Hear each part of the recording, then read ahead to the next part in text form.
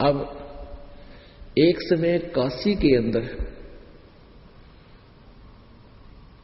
ये कोढ़ी थे, कोढ़ी जिसको कुष्ठ रोग होता है, उनको पता चला कि ऐसे ऐसे कबीर नाम के संत हैं और उनके द्वार पर जो जाता है वो स्वस्थ हो जाते हैं। तो वो कोढ़ी 5-4 कोढ़ी वहां चले गए, परमात्मा से अर्ज की। परमेश्वर ने कहा भी बात सुनो, देखो हम छू मंत्र नहीं करते, हम आपको भक्ति बतावांगे, तुम साधना करना, बुराई मत करना और पूजाएं छोड़ देना, और फिर तुम स्वस्थ हो जाओगे। तो वो कहने लगे जी जैसे आप कहोगे ऐसे ही हम कर लेंगे। तो परमेश्वर ने कहा कि तुम कितने हो कोढ़ी? ये सारे वहां लाइन में बैठकर भिक्षा मांगा करते हैं, सैकड़ों की संख्या में। कहने लगे जी हम तो सैकड़ों की संख्या में, कि उन सबको बुला लाओ कल और सबको समझा देना बीड़ी शराब मांस तंबाकू नहीं मांगोगे और ना ये भिक्षा मांगोगे, फिर ना ये प्रयोग करोगे बीड़ी शराब मांस तंबाकू, अपनी मेहनत करके गुजारा करना और भक्ति करते रहना। जी ठीक है, सबको बुला लेंगे अगले दिन, सबको समझाया। तो परमात्मा ने कहा नाम लो और सब ठीक हो जाओगे। परमात्मा का उपदेश लिया, धीरे धीरे रोज प्रतिदिन आराम होता रहा और सब स्वस्थ हो गए। कति स्वस्थ हो गए, उनका नाम निशान भी नहीं रहा कि इनका कोड था कभी। अब वो भी उन औरों ने बताया, सैकड़ों को बताया, और भी घने दुखी आ गए, ऐसे बहुत से शस बन गए। लेकिन जब ये बात आई, अज्ञानी लोग ये कहने लगे कि तुम्हारे गुरुजी शिक्षित नहीं हैं, ये वेदों और पुराणों के बारे में नहीं जानते हैं, और उधर से वो ये मानते थे कि भी हमारे लिए तो भगवान है, हमारे लिए तो परमात्मा अवतरित हुए हैं, हम तो इतना दुख भोग रहे थे, ओहो हमारे जैसा दुखी पृथ्वी पर प्राणी नहीं था। ऐसे व्यक्ति कुछ दिनों के बाद भी उनमें फिर दोष आ गए, सत्संग में आना कम कर दिया है, और परमात्मा के, क्योंकि जब ये प्राणी सत्संग से दूर रहने लग जाता है, इसके अंदर संसारिक भाव का प्रवेश फिर से प्रारंभ हो जाता है, और संसारिक जो क्रियाएं हैं वो परमात्मा से दूर करने वाली ही हैं। जैसे विवाह में नाचना गाना, फंड करना, मेहंदी रचाना, तिलक लगाना, 36 बकवाद करना, ये साधु संतों और भक्तों के काम नहीं है। सिंपल ब्याह करे, नुड्रिक के कि परमात्मा का अपना टाइम सा पास करना है, एक रस्म अदा करनी है, बच्चों को शादी करनी है, तो शादी तो हम सिंपली करें, तो भी ब्याह तो बच्चों का ही होना है। ये बकवाद किस लिए करते हैं, ये फंड किस लिए करते हैं? इसको अपने हृदय से कति उतार दे, इस ज्ञान के आधार से। तो इस तरह के हम क्रियाएं ना करें, परमात्मा से डर के रहें। तो ऐसे सत्संग से दूर होने से हमारे अंदर फिर वही क्रियाएं, वही जनता के जो ड्रामेबाजी हैं हमारे अंदर समा जाएंगे। तो इसलिए हमने अधिक से अधिक सत्संग में आना चाहिए। तो वो कोढ़ी थे, कभी कभी आ जाते, फिर जब वहां स्वस्थ हो गए, साल 2 से 4 वर्ष के अंदर उनको सुख गणे हो गए, फिर भूल गए भगवान। परमात्मा कहा करते, सुख के माथे पत्थर पड़ो, जो नाम हृदय से जावे, बलिहारी उस दुख के जो पल पल नाम रटावे। जब तक जीव दुखी होता है, उसको नाम मिलता है, बड़े चाव से सिमरण करता है, ये भगवान आपत्ति आएगी, और कोई आपत्ति भी बीच बीच में हमारे ऊपर आती रहे, दुख आता रहे, तो भगवान घना याद आवे है। और यदि सुख का सुख हो जाए तो हम तुरंत भूल जाएंगे परमात्मा को, ये सत्कर मान लेना। आपके नाम लेने के उपरांत भी थोड़ा बहुत आपके ऊपर कोई ठूठा रहती है, तो पुण्यात्मा ये गॉड गिवन समझना, परमात्मा की दी हुई समझना। अन्यथा कहते हैं सुख होते ही परमात्मा से दूर हो जाता है। तो परमेश्वर कहा करते थे, ये मत मांगना, ये मांगना कि आग लगे इसे सुख का जो भगवान से दूर करे, ऐसा सुख हमना नहीं चाहिए। कहते हैं दुख के माथे पत्थर पड़ो, जो शिला पड़ो, जो नाम हृदय से जा, और बलिहारी उस दुख के जो पल पल नाम लटावे। तो परमात्मा की कृपा से वो सुखी हो गए। वो लोग सत्संग में भी आना कम हो गया, क्योंकि 64 लाख हो गए,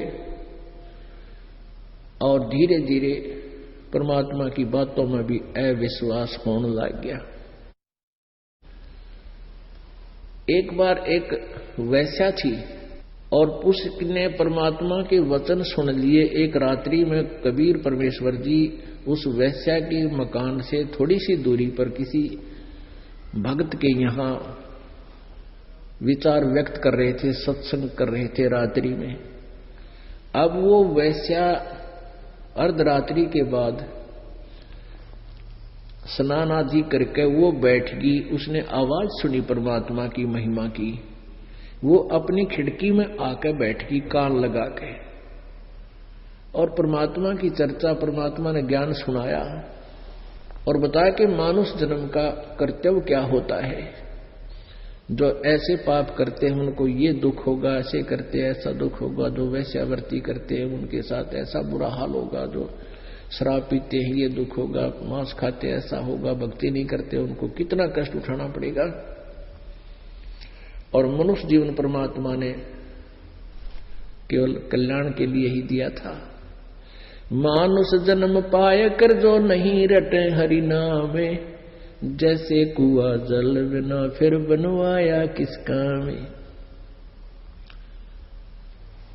तो उस लड़की ने सोचा, भाई बात तो तेरा तो जीवन बिगड़ गया, तूने तो आज तक कोई शुभ काम किया ही नहीं और अब के होगा। लड़की ने सोचा, भाई समाधान भी संतों के पास ही होते हैं। वो तुरंत नीचे उतरी और परमात्मा के चरणों में पहुंचकर कहा, प्रभु क्या मेरे जैसी दुष्टा भी का भी कल्याण हो सकता है? परमात्मा ने कहा, बेटा नौका का स्वभाव होता है, नौका का स्वभाव है, उसकी व्यवस्था है, उसमें चाहे तो पत्थर रख दो उसको भी पार करेगी, और चाहे उसमें घास फूस हल्का रखा हो उसको भी पार करेगी। तो बेटा इस राम नाम की नौका में, परमात्मा की जहाज में एक बार विराजमान हो जा, अर्थात यू नाम ले और बुराई छोड़ दे बेटी, तो कल्याण हो जाएगा। कि सचमुच महाराज मेरा भी कल्याण हो जाएगा। मैं आप क्या दोष मानती हो बेटा, क्या करते हो? क्या बताऊं प्रभु, मैं तो बहुत जालिम औरत हूं, मैं वैश्या हूं। परमात्मा ने कहा, कोई बात ना बेटी, अनजानपने में गलतियां सभी से हो जाती हैं, अब भक्ति करने लग जा, तो नाम ले और भक्ति कर, ठीक है। तो उसने परमात्मा की भक्ति स्वीकार की, उपदेश ले लिया, तो बुराई त्याग दी, लेकिन बदनाम बहुत थी। परमात्मा ने कहा, बेटी ज्यादातर सत्संग सुनने आना, नहीं तो तू फिर भ्रमित हो जाएगी। इस आधार से वो अधिक सत्संग में आने लगी और परमात्मा के निकट बैठ जाती है। पुण्यात्माओं, परमात्मा कहते हैं कि हम अपने दोष को दूसरे में देखने लग जाते हैं। अपनी वाणी में कबीर परमेश्वर जी ने कहा है, कुष्टि हो वै संत बंदगी कीजिए, हो वैश्या कै विश्वास चरण चित दीजिए। कि जैसे पहले वो कोड्डी आया करते थे तो आम भक्त उनसे नफरत करते थे, न्यों करके दूर बैठ जाते थे, हाँ छो। तो परमात्मा उन्हें कहा करते, भाई ना मेरा दुख किसका हो जाए, और ये यहां नहीं आएंगे, ज्ञान नहीं सुनेंगे, इनका मन कैसे रुकेगा। कोई भी अपराधी है, कोई शराब मांस तंबाकू पीता है, सत्संग सुनेगा, यानी साबुन और पानी के संयोग में मैला वस्त्र आएगा तो स्वच्छ होगा। और उधर से फिर वो लड़की आने लगी, बदनाम थी, वो दो सुखी हो गए थे, पहले दुखी थे, वो बकवाद करने लगे और आपस में नो कह, देख या वैश्या यहां आती है, ये बदनाम औरत बदनाम करेगी सत्संगत को, ऐसा करेंगे, कहां मुंह दिखाएंगे। परमात्मा जानेंगे इनमें बकवाद भरगी, थोड़ा सुख हो गया, तुम भगवान से ज्यादा जानते हो, उसको शिक्षा देने लग जाते हो, क्या होगा, हमारी संगत बदनाम हो जाएगी, तुम ठेकेदार हो रहे हो संगत के। तो हम भूल जाते हैं भगवान को, हम अपनी बकवादों को जो हमारे इधर पहले जमा थी उसको फिर प्रयोग करने लग जाते हैं, जिससे संत दुखी हो जाते हैं। तो क्या बताते हैं, कुष्टि हो वह संत बंदगी कीजियो, यहाँ पर कोई किसी दुखी किसी प्रकार का रोगी व्यक्ति आ जावे, उसको भी प्रणाम बोलना, सच्चाई बोलना, जो नाम ले लिया जिसने। और वैसे भी भक्त ही यहाँ आते हैं, उपदेश ले लेंगे, आए हैं तो उपदेश भी लेंगे, ज्ञान सुनेंगे। और वैश्या कै विश्वास चरण चित जीजिए। अगर आप बदनाम औरत भी है और वह भक्ति सुनने आती है, ज्ञान सुनने आती है, नाम ले लिया है, कहते हैं उसके प्रति भी अपने मन में दोष मत रखना, उसको भी आदर से प्रणाम करना, क्योंकि यदि आप उससे नफरत करते हो आपके अंदर दोष उससे भी ज्यादा है। अब इस प्रकार मालिक ज्ञान दिया करते थे, लेकिन ये जब प्राणी सुखी हो जाता है तब ना तो गुरुजी के आदेश की तरफ ध्यान देता, अपने में फिर ये ज्यादा इंटेलिजेंसी महसूस करता है और जो इसके लिए हानिकारक होती है। तो गुरुजी के वचन पहले दिन भी ऐसे ही थे, जिस दिन आपको सुख होने शुरू हुआ और आपको ज्ञान नहीं था, ज्ञान प्रवेश हुआ, अब उन्हीं वचनों से आप ज्ञानी होकर बकवाद करने लगे, आप फिर से आपका बैक गियर लग गया। तो इस प्रकार अपने अंदर आए हुए दोषों को सत्संग के आधार से ही सुनकर बार बार विवेचन करें, तो कहाँ कमजोरी है उस पर चोट लागनी चाहिए, ताकि आपका जीवन सफल हो सके। शेष कथा शाम को सुनाएंगे। बोलो सतगुरुदेव।